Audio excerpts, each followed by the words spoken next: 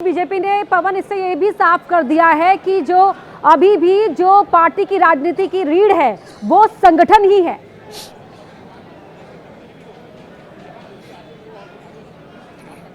देखिए, जाहिर तौर पर साफ संदेश दे दिया है कि जो संगठन है वो सर्वोपरि है। आपने प्रधानमंत्री को तमाम भाषणों में, बीजेपी अध्यक्ष जेपी नड्डा को या गृह मंत्री अमित शाह को तमाम भाषणों में बोलते हुए सुना होगा कि संगठन ही सर्वोपरि है। अगर संगठन है तो सरकार है।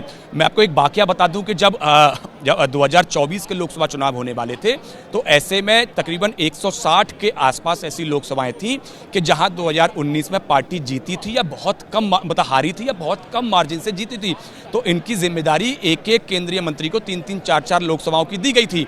तो ऐसे में जब 1-1.5 महीने बाद जब खुद बीजेपी अध्यक्ष और गृह मंत्री ने इसकी समीक्षा की तो कई सारे केंद्रीय मंत्री उन लोकसभाओं का दौरा करने नहीं गए थे। तो ऐसे में जब यहाँ समीक्षा बैठक हुई तो उनसे पूछा गया कारण क्या है, तो उन्होंने बताया कि सरकार के कई सारे कामों में उलझे होने की वजह से उनको समय नहीं मिल पाया। तो गृह मंत्री अमित शाह और बीजेपी अध्यक्ष जेपी नड्डा ने उनसे कहा कि देखिए, संगठन का काम सबसे पहले है। अगर आप सरकार में हैं, पार्टी अगर सरकार में है तो उसका वजह जो है वो संगठन है, तो संगठन को हमेशा आपको प्रायोरिटी पर रखना पड़ेगा।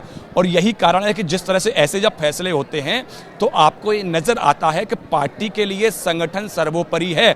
और उसकी एक वानगी आज भी देखने को मिली कि राष्ट्रीय कार्यकारी अध्यक्ष नितिन नवीन जब यहाँ बीजेपी मुख्यालय पहुंचे तो खुद गृह मंत्री अमित शाह और राष्ट्रीय अध्यक्ष जेपी नड्डा समेत धर्मेंद्र प्रधान, गिरिराज सिंह, पीयूष गोयल तमाम जो थे वो गेट पर उनको रिसीव करने आए।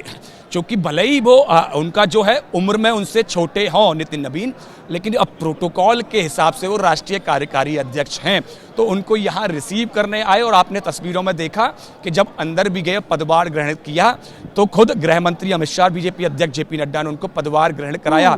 तो ये सारे बाकी जो है वो समझाते हैं और एक संदेश देते हैं कि संगठन जो है वो सबसे ऊपर है और जो संगठन में जो ऊपर है, फिर चाहे सामने कोई भी ना क्यों ना हो। पवन, क्योंकि आप लंबे समय से बीजेपी को कवर करते आए हैं, आपने कई चीजों को अंदर वहां डेवलप होते हुए देखा है। ये जरा बताएं कि हर बार जो मोदी शाह की जोड़ी किसी भी नाम से सरप्राइज कर देती है, इस बार भी वो सरप्राइज एलिमेंट यहाँ पर बना रहा, लेकिन इसके पीछे की स्टोरी क्या रही? क्योंकि रेस में तो कई नाम चल रहे थे, कई सीनियर्स के नाम थे।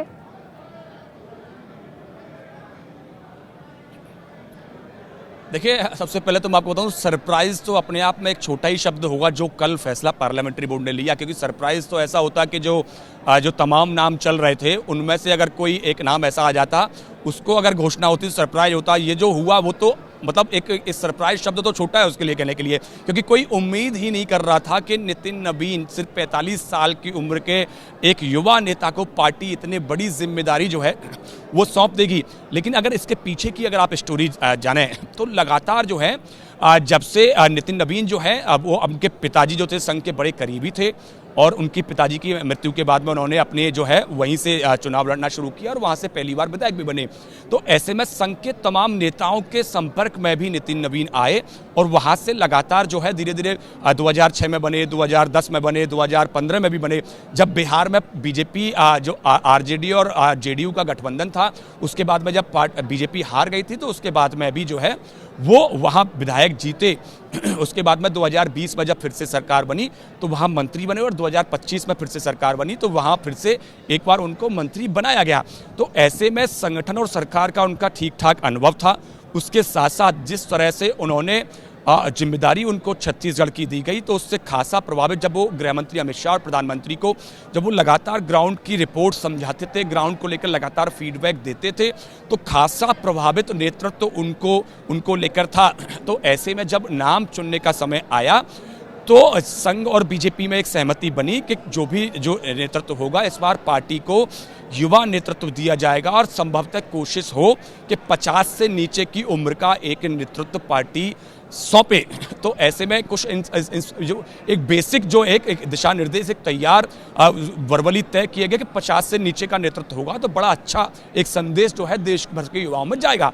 तो उसके बाद में तमाम नामों को लेकर चर्चा पार्टी के अंदर शुरू होने लगी और आप देख रही हैं तमाम 2024 के चुनाव के बाद से अब जो मई में जिसका परिणाम आया और अब दिसंबर 2025 चल रहा है, तकरीबन 1.5 साल का समय गुजर गया और उसके बाद में पार्टी को राष्ट्रीय कार्यकारी अध्यक्ष मिला। तो इसीलिए इन जो तमाम जो चीज़ें थी, तमाम जो बातें थी, उसको डिस्कशन और उसके बाद में फैसले को लेने को लेकर, इन्हीं सब चीज़ों को लेकर चर्चा की गई, इन्हीं सब चीज़ एक एक बातों पर मंथन किया गया और उसके बाद में तय किया गया कि नितिन नवीन जो है, जो पैरामीटर पार्टी ने तय किए, उन सब पैरामीटर पर एकदम जो है वो फिट बैठते हैं। और उसके बाद में चर्चा करके संघ और बीजेपी के बीच में चर्चा हुई और चर्चा करने के बाद में ये तय किया गया कि नितिन नवीन को ही राष्ट्रीय कार्यकारी अध्यक्ष का दायित्व सौंपा जाए। बिल्कुल, और आपकी इस बात ने साफ कर दिया, विराम लगा दिया उस सवाल पर जो सवाल पूछे जा रहे थे कि क्या नितिन नवीन बीजेपी की पसंद है या आरएसएस की। पवन, यहाँ पर एक और बड़ा संदेश यहाँ पर हर कार्यकर्ता को भी जाता है कि बीजेपी इकलौती एक ऐसी पार्टी है जहाँ पर कोई छोटे से छोटा कार्यकर्ता भी कल को किसी बड़े स्थान पर पहुंच सकता है।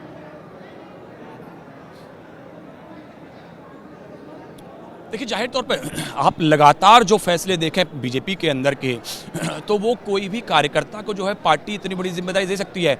अभी नितिन नवीन की हम बात करें, अगर नितिन गडकरी की बात करें तो 2009 में वो महाराष्ट्र सरकार के मंत्री हुआ करते थे, पीडब्ल्यूडी मंत्री नितिन गडकरी हुआ करते थे। जब 2009 का लोकसभा चुनाव पार्टी हार गई और फिर से एक बार सत्ता से बाहर हो गई, तो ऐसे में लगातार ये सोचा जा रहा था कि अब कौन नेतृत्व संभालेगा, क्योंकि दिल्ली में लगातार अरुण जेटली, सुषमा स्वराज, अनंत कुमार, ये तमाम बड़े नेता पार्टी के अंदर हुआ करते थे। तो ऐसे में ये सोचा जा रहा था आखिर अगला अध्यक्ष कौन होगा, कौन कमान संभालेगा। तो संघ ने एक बड़ा फैसला लिया और नितिन गडकरी को महाराष्ट्र के सरकार में मंत्री से उठाकर बीजेपी का राष्ट्रीय अध्यक्ष बना दिया। यानी कि एक राज्य के एक छोटे से मंत्री को सीधा इतना बड़ा दायित्व जो है नितिन गडकरी को 2009 में ही संघ ने दे दिया था। तो अपने आप में एक बड़ा फैसला था। उसके अलावा नितिन नवीन के फैसले को आप देख सकते हैं, जो राजस्थान के मुख्यमंत्री है भजन लाल, वो राजस्थान के संगठन में सिर्फ महामंत्री थे, प्रदेश महामंत्री का ओहदा उनके पास था। और उसके बाद में पहली बार विधायक बनते हैं और पहली बार में ही विधायक बनते ही उनको मुख्यमंत्री पद सौंप दिया जाता है। तो ये कई सारे फैसले अपने आप में ऐसे हैं जो राजस्थान का एग्जाम्पल है, मध्य प्रदेश के मोहन यादव का भी एग्जाम्पल सबके सामने है। खुद जब धामी उत्तराखंड की पहली बार मुख्यमंत्री बनाए गए तब का एग्जाम्पल, उड़ीसा के सीएम का एग्जाम्पल। तो मोदी और शाह की जोड़ी सबको चौंका ही देती है हर बार एक नए नाम के साथ जब भी नए नाम का ऐलान होता है। यहाँ पर बात करनी होगी बैलेंस बनाने की भी, पवन, कि किस तरह से जो सीनियर लीडर्स हैं और जो युवा कार्यकर्ता हैं उनके बीच में सामंजस्य कैसे बैठाया जाएगा ताकि पार्टी को मजबूती के साथ आगे बढ़ाया जा सके।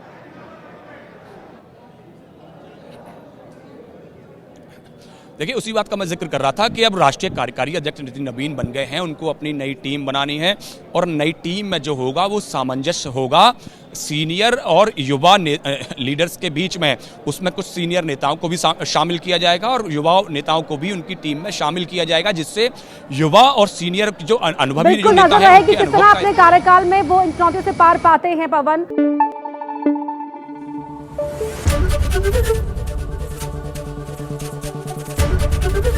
एबीपी न्यूज आपको रखे आगे।